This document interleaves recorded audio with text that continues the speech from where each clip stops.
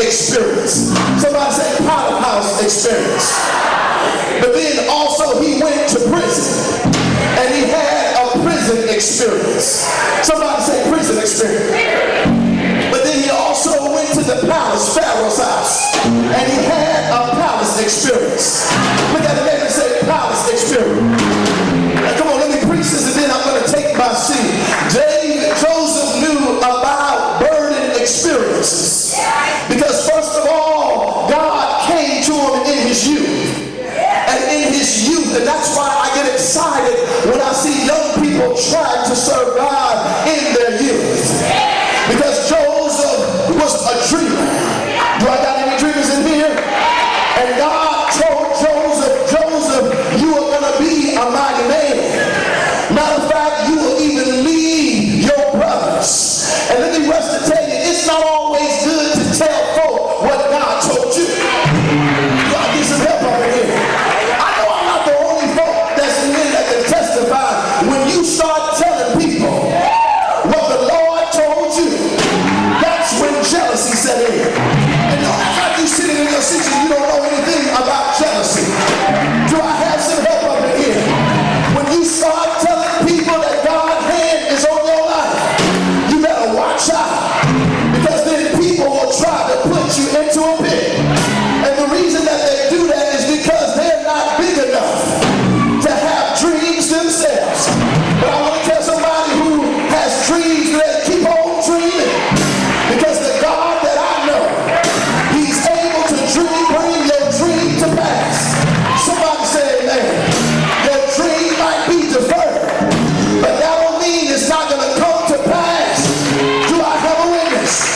See, even though we might forget some things, aren't you glad that God will never forget the promise that he made you, even from your youth?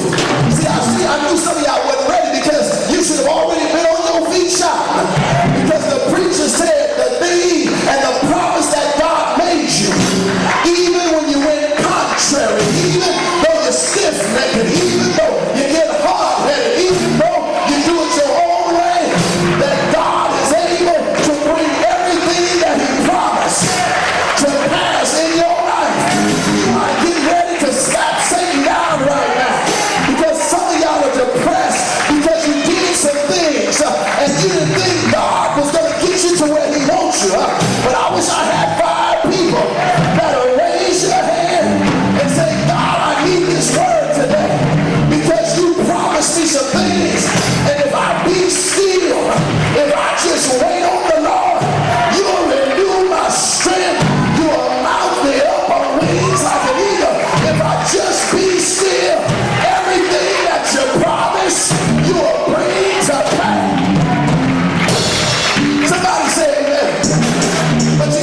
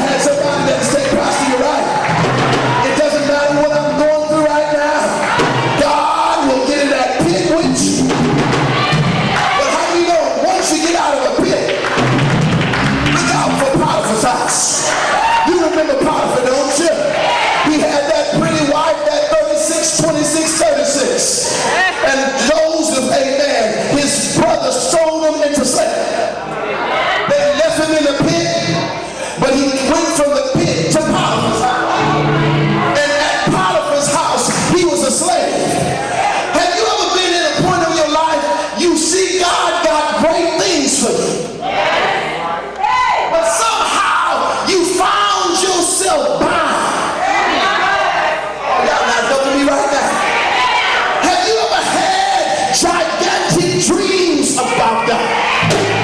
But when you look at your life now, it seems like something has you in slavery. It might be your job. It might be your mind. It might be people around you. It might even be your own thinking. But somehow you are enslaved.